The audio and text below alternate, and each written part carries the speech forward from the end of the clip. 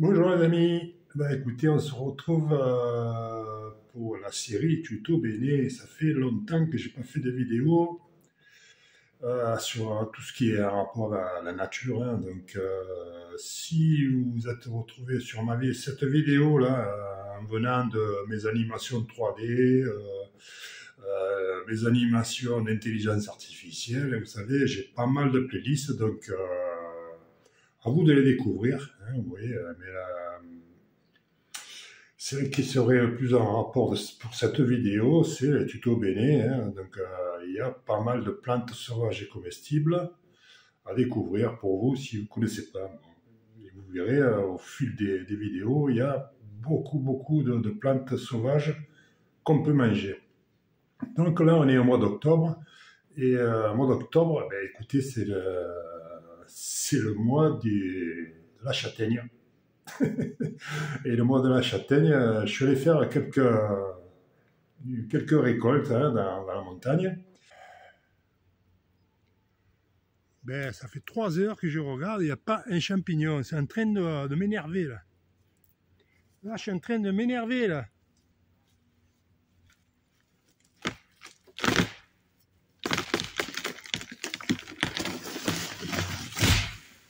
Là, je suis en train de m'énerver. Voilà, en même temps, je vais vous montrer la petite déco qu'elle a fait, Sonia.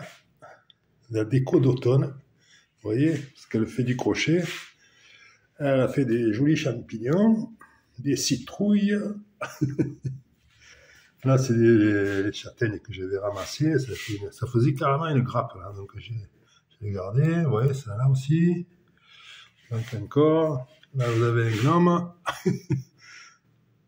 Fait maison par Sonia. Vous voyez, les jolis champignons, les jolies citrouilles. Voilà, dans le thème du mois d'octobre. Donc, je ne pouvais pas passer à travers. Je voulais montrer parce que, déjà, elle est douée pour faire tout ça. Hein, elle sait bien le faire. Et ça tombe bien pour la présentation de ma vidéo sur les châtaignes. Alors, pour tout vous dire, j'ai récolté 2 grosseurs de châtaignes. 2 grosseurs, vous voyez, celles-là, elles sont quand même pas mal, hein, elles sont belles châtaignes. Ceux-là, je les réserve pour les manger comme ça, grillés. Et après, il y avait les autres. Ceux-là, les petites, vous voyez, en rapport, vous voyez, elles sont beaucoup plus petites. Ceux-là, elles sont noires, plus noires, parce qu'elles ont été cuites, hein. C'est pour ça que je les ai mis à cuire dans l'eau, une demi-heure, pour les cuire. Et après, je vais vous montrer comment je procède. Vous voyez la différence, quand même, de format. Donc, toutes celles-là, on les a gardées pour les manger grillées. Alors, on a fait un essai avec le air fryer. Vous voyez, vous connaissez, c'est à la mode. Au lieu de les faire griller à la poêle, au feu de bois, on a essayé de les griller au air fryer. Vous voyez? Alors, pour vous dire, vous voyez la croix, les croix qu'il y a dessus, là. C'est parce que j'ai fait l'acquisition d'un appareil, justement pour les... bon, c'est compliqué parce que je tiens le téléphone. Voilà.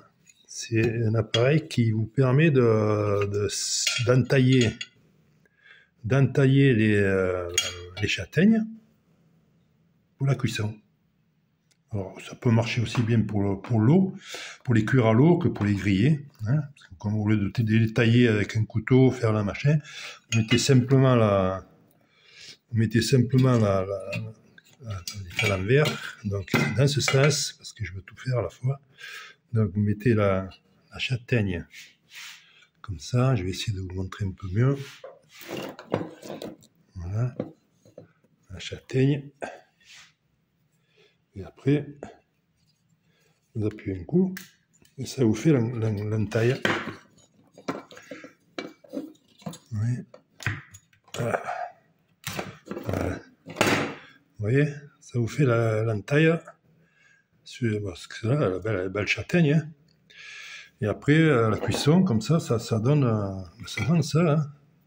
Après, il y a juste à enlever la peau. Bon, pour tout vous dire, l'air fryer, ça cuit les châtaignes. Ça cuit les châtaignes ou les marrons, hein, si vous avez des marrons, c'est pareil. Mais ça grille pas, vous voyez. Ça cuit, mais ça grille pas. Donc ça reste un peu croustillant, on va dire. Voilà pour ceux-là de châtaignes. Et après, pour ceux-là, comme elles sont plus petites, et puis, vous voyez, le petit format est encore plus petit, on va pas s'amuser à les entailler. Et puis avec le couteau, il y en a un wagon. Hein. Alors ce que j'ai fait, je les ai cuites comme ça, telles quelles, une demi-heure.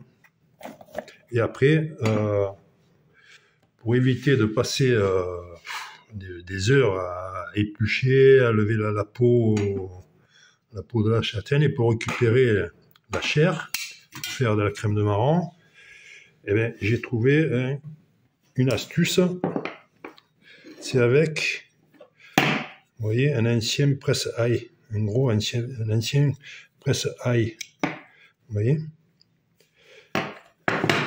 Alors, pour les passer là-dedans, vous voyez les petites châtaignes, je les ai toutes coupées en deux, parce que vous pouvez les mettre entières dedans, mais la peau le gêne la sortie de la chair quand elle est dedans.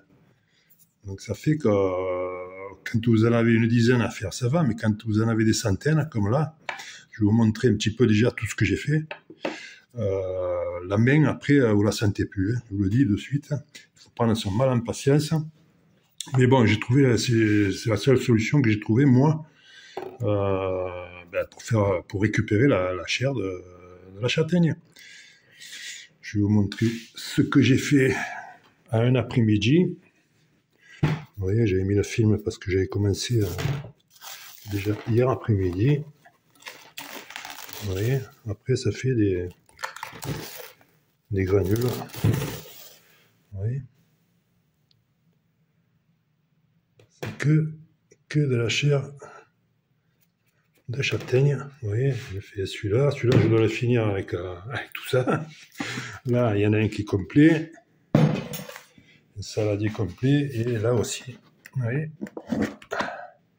un autre saladier. Donc, avec tout ça, on va faire plein de petits pots de crème de marron. De châtaigne. À la boulette. Ça dépasse tout ce que j'ai pu imaginer. Ah oui, j'ai fait la boulette. On a repoussé les limites, là. Voilà. Allez, je vais vous montrer comment j'en fais une. Je vais essayer du moins parce que bon, je vais poser le téléphone, allez, c'est le mieux.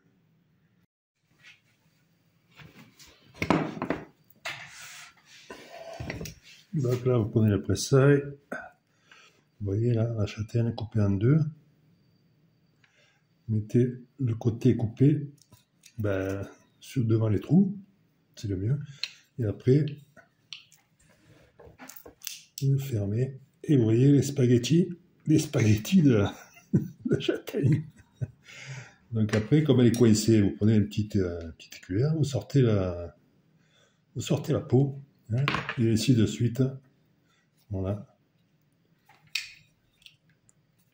Voilà. C'est comme ça que je procède. La petite astuce que j'ai trouvée pour faire de la crème de châtaigne avec les petites châtaignes. Parce que sinon, ça aurait été trop la misère à les éplucher. Hein. Ouais, regardez. Voyez, comme ça. Après, c'est sûr qu'il faut avoir de la patience. Parce que quand vous en faites des... Voilà, il y en a des kilos. Hein. J'ai dû faire 10 kilos, je crois. Donc voilà. Je vous montre comment je fais. Vous voyez, déjà, avec 3 ou 4 châtaignes, ça vous fait un petit pas de spaghetti. Voilà. Allez, je vous montrerai la suite. Voilà, toutes les petites châtaignes ont été pressées, hein, pour faire de la purée de châtaigne. on va passer à la cuisson. On va montrer notre recette. Et aussi pour ce qu'il vous faut, c'est bien sûr une balance et un thermomètre de cuisson. Bon, nous on a le petit modèle, donc il va falloir que je l'adapte sur une fourchette pour le mettre dans la poêle pour surveiller la température qui doit atteindre exactement 121 degrés avant de mettre les châtaignes, de mélanger les châtaignes au sirop qui va être fait là. Allez, on y va. Voilà, donc pour la recette, on va mettre 300 g de sucre en poudre. C'est du sucre en poudre, c'est pas du sucre à confiture, hein, c'est du sucre en poudre. Alors 300 g de sucre en poudre pour 800 g de farine de châtaigne. La purée de châtaigne qu'on a faite, qu'on a préparée déjà à l'avance. Alors ce qu'il faudra, c'est une balance bien sûr pour peser les ingrédients et aussi un thermomètre de cuisson. Thermomètre de cuisson, voilà, celui-là j'ai adapté une fourchette dessus parce qu'il faut le garder pendant la cuisson pour arriver à une température de 121 degrés. Mais comme c'est un petit modèle, donc je l'ai mis sur la fourchette pour pas se brûler les doigts. Donc voilà, on va mélanger l'eau et le sucre pour faire le sirop. On met 20 centilitres d'eau de cuisson qu'on aura mis de côté, hein, comme je vous ai montré. On va mélanger un peu et on va mettre en cuisson jusqu'à ce qu'on atteigne la température de 121 degrés.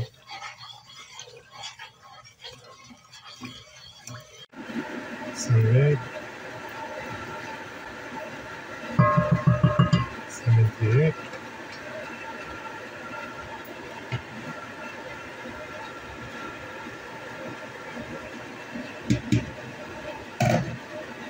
Baisse le feu.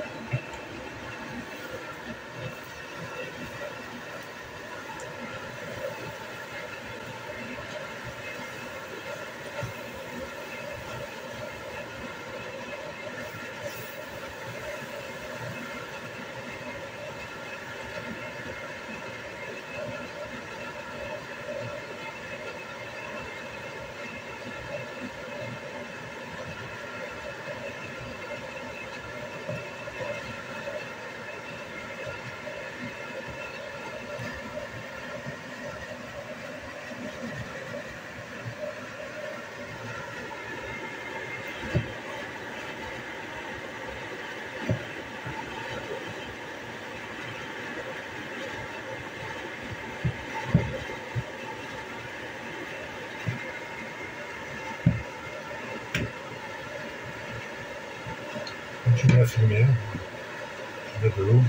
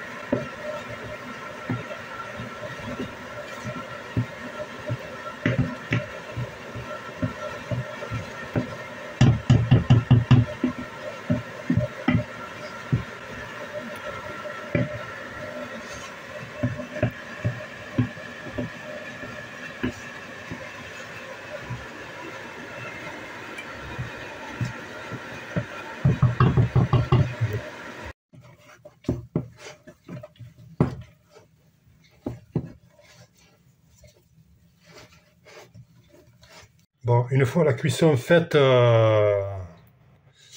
le mélange entre le sirop et la farine de châtaigne fait, c'est dur à tourner, donc on peut le faire à la main, mais comme on a un appareil, c'est comment on appelle ça, hein, le compagnon. Le compagnon, on va pas faire de pub, mais bon, voilà, il est là, vous allez le voir. Donc on va se faire aider du compagnon, hein, c'est un bon compagnon. Et avant de faire le mix, on va mettre une cuillère de fleur de sel.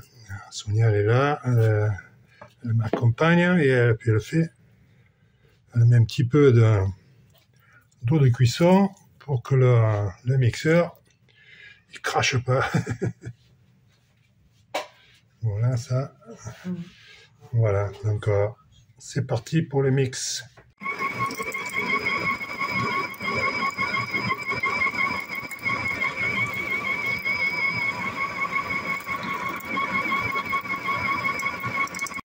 Elle est bonne?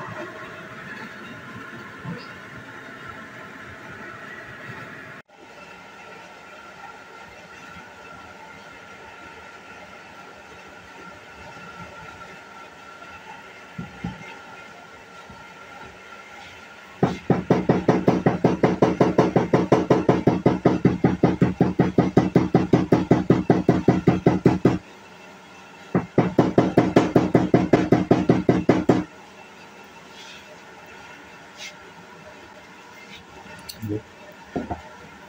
C'est bon? La ramollir encore un peu, non? Tu veux la ramollir? Oui, un peu. Voilà ce que ça donne dans le mix. On va remettre un petit peu d'eau, pour qu'elle soit un peu plus onctueuse, on va dire. Voilà, parce que là, elle est vraiment costaud. Voilà, avec le mixeur, ça va tout seul. Vous voyez, bonne consistance, une belle couleur de crème de châtaigne. On va remplir les pots. On va pas trop les remplir. La technique, c'est de les tapoter. Hop.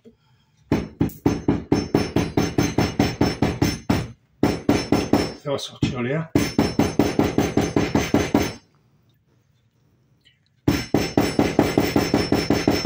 Vous voyez que ça fait des bulles parce que l'air il sort. Voilà, c'est bon. Après, on nettoie un peu le tour, comme ça. Et couvercle.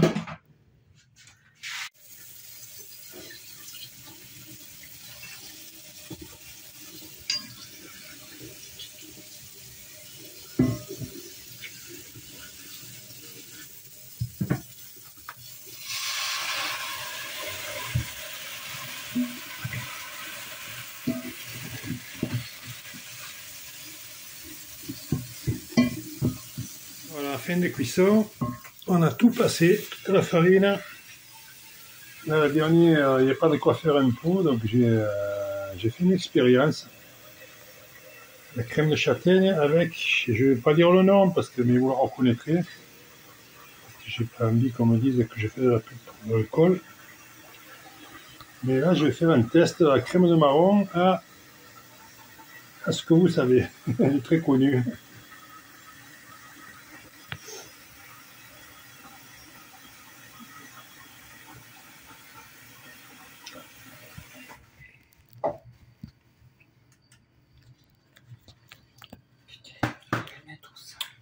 Ben, c'est pas mauvais non plus.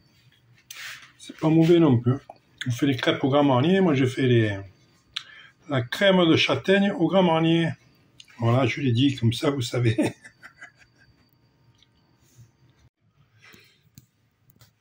Voilà tout ce qu'on a passé.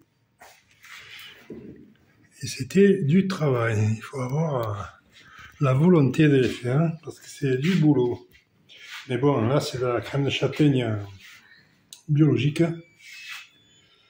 fait maison, donc elle est excellente, hein. On a goûté déjà. Là, je viens de goûter, j'ai rajouté un petit peu de Grand Marnier pour voir ce que ça donnait, mais c'est pas mauvais non plus. Voilà, il ne reste plus qu'à stériliser.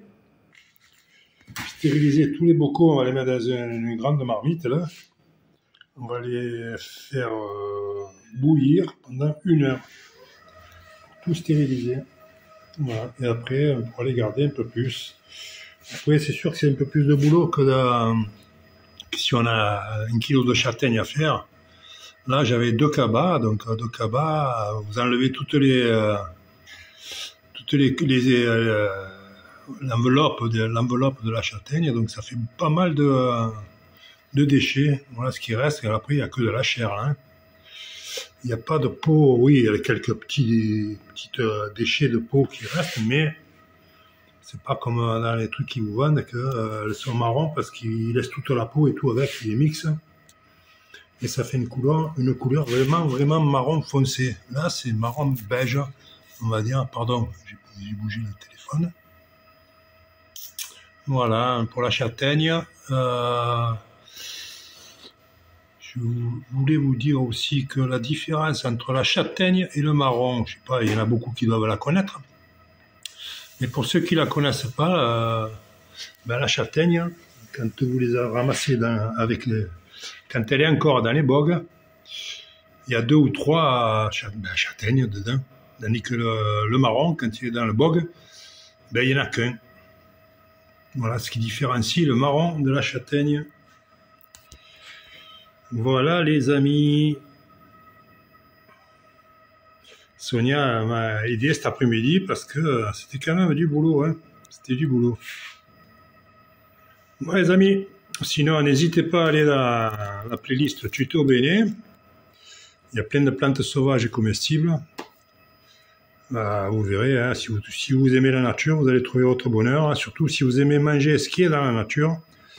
Vous trouverez, je pense, au moins une plante que vous pourrez consommer. Voilà, après, dans certaines, j'ai mis quelques recettes pour accompagner la plante sauvage comestible. Voilà, c'est à vous, essayez de voir un petit peu. Vous voyez la playlist Tuto Bene. Voilà les amis, écoutez, je vais pas vous montrer en train de discuter, me montrer en train de déguster la crème de marron. Hein. Je vais pas vous faire aller.